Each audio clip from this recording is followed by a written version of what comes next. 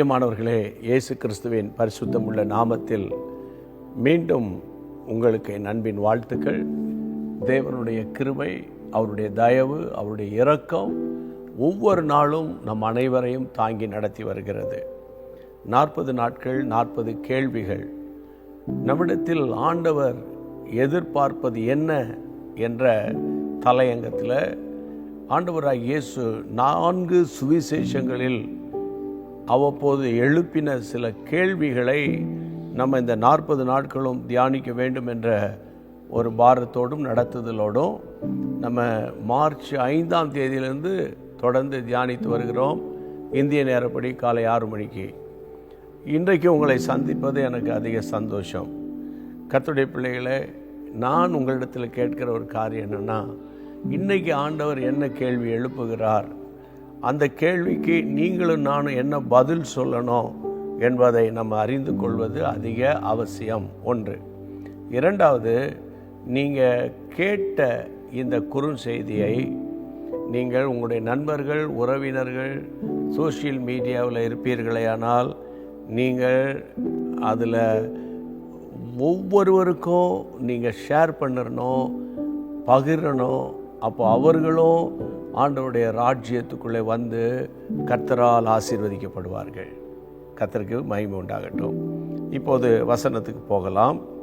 கர்த்தருடைய பிள்ளைகளை, லூக்கா எழுதின சுவிசேஷம் 11ஆம் அதிகாரம். லூக்கா 11ஆம் அதிகாரம் 11ஆம் வசனம். உங்களில் தகப்பனாய் இருக்கிற ஒருவனிடத்தில் மகன் அப்பங்கேட்டால் அவனுக்கு கல்லை கொடுப்பானோ? ஆண்டவர் கேட்குற, கல்லை கொடுப்பானா? மீனை கேட்டால் மீனுக்கு பதிலாய் பாம்பை கொடுப்பானா என்று ஆண்டவர் கேட்ட கேள்வி. அல்லது 12ஆம் வசனம், முட்டையை கேட்டால் அவனுக்கு தேளை கொடுப்பானா? கர்த்தருடைய பிள்ளைகள், ஆண்டவர் எழுப்புகிற கேள்வி. இன்றைக்கு ஆண்டவர் சொல்லுகிற வார்த்தை, மகன் அப்பம் கேட்டால் கல்லை கொடுப்பானா, மீனை கேட்டால் பாம்பை கொடுப்பானா, முட்டை கேட்டால் தேளை கொடுப்பானா என்ற ஒரு கேள்வியை ஏன் ஆண்டவர் எழுப்புகிறார் என்பதை எப்போது புரியும்னா, அதுக்கு அடுத்த வசனத்தை நம்ம படிக்கணும். வசனம் 13, பொல்லாதவர்களாகிய நீங்கள் உங்கள் பிள்ளைகளுக்கு நல்ல ஈவுகளை கொடுக்க அறிந்திருக்கும் போது பரமபிதாவானவர் தம்மிடத்தில் வேண்டிக் கொள்ளுகிறவர்களுக்கு பரிசுத்த ஆவியை கொடுப்பது அதிக நிச்சயம் அல்லவா? அதாவது அபிஷேகத்தை ஆண்டவர் உங்களுக்கு கொடுப்பது அதிக நிச்சயம் என்று சொல்ல வருகிற அந்த சத்தியத்துக்காக ஆண்டவர் இப்படிப்பட்ட கேள்விகளை எழுப்பினார். மகனுக்கு தகப்பனாக இருந்தால் மகனுக்கு அவன் அப்பம் கேட்குறானா, கல்லை கொடுப்பானா? மீனை கேட்டால் பாம்பை கொடுப்பானா? முட்டையை கேட்டால் தேளை கொடுப்பானா? அப்போ அப்பத்தை தானே கொடுப்பான் தகப்பன். உலக பிரகாரமான தகப்பனே மகன் கேட்கிறதை கொடுப்பானாகில், கொடுக்க முடியும் என்றால், பரமபிதா பரிசுத்த ஆவியானவரை யாரெல்லாம் கேட்கிறார்களோ அவர்களுக்கு பரிசுத்த ஆவியை கொடுப்பது அதிக நிச்சயம். அப்போது இன்னைக்கு நம்ம கற்றுக்கொள்ளுகிற பாடம், ஆண்டவர் பரிசுத்த ஆவியின் அபிஷேகத்தை வலியுறுத்துகிறார். கர்த்தராகிய இயேசு கிறிஸ்து மாம்சத்தில் வெளிப்பட்டார்.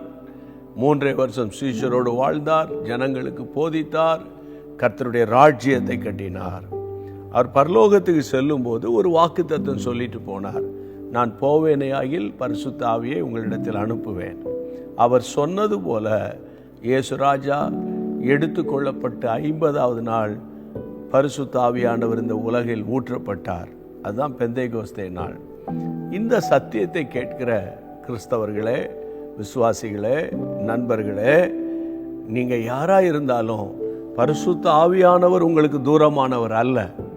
கேட்கிற எவனும் பெற்றுக்கொள்ளுகிறான் என்ற வசனத்தின்படி விசுவாசத்தோடு அபிஷேகத்தை கேளுங்கள்.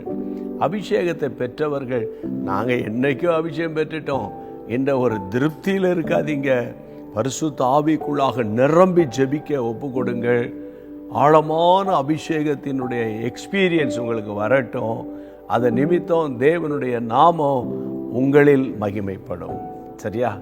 ஜெபிப்போமா? இன்றைக்கு கர்த்தர் நம்மோடு பேசின காரியங்களை வைத்து, பரிசுத்த பிதாவே, வானத்துக்கும் பூமிக்கும் சகல அதிகாரம் பெற்ற அருமையான இயேசுராஜா, நீர் எழுப்பின கேள்விகள் எதற்கு? அபிஷேகத்தை வலியுறுத்துவதற்காக.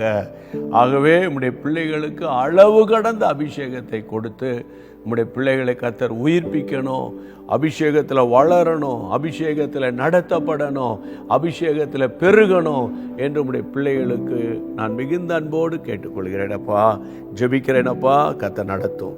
ஜெபத்தை கேட்டபடியால் ஸ்தோத்திரம், ஸ்தோத்திரம், ஸ்தோத்திரம். இயேசுவின் நாமத்தில் பிதாவே, ஆமேன், ஆமேன். நான் ஏற்கனவே சொன்னது போல பிறருக்கு ஷேர் பண்ண மறந்துடாதீங்க. கர்த்தர் சித்தமானால் மீண்டும் சந்திப்போம். தேங்க்யூ. God bless you. அன்பான தேவனுடைய பிள்ளைகளே, இச்செய்தி உங்களுக்கு மிகுந்த ஆசீர்வாதமாக இருந்ததென்று நாங்கள் நம்புகிறோம்.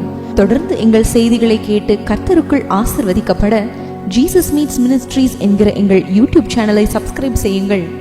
மேலும் உங்கள் ஜெப உதவிக்கு எங்களோடு நீங்கள் தொடர்பு கொள்ள வேண்டிய தொலைபேசி எண் 9842252836 மற்றும் 7299546363. Email gpsrobinson@hotmail.com. கர்த்தர் உங்களை ஆசீர்வதிப்பாராக.